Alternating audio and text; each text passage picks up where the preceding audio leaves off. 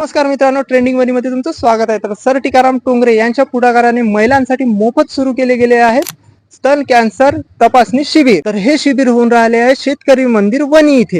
तर आज या तपासणी शिबिरचे उद्घाटन प्रतिभाताई धानोरकर यांच्या हस्ते होत आहे. तर चला जाणून घेऊया प्रतिभाताई धानोरकर यांचे या शिबिराबाबत काय म्हणणे आहे.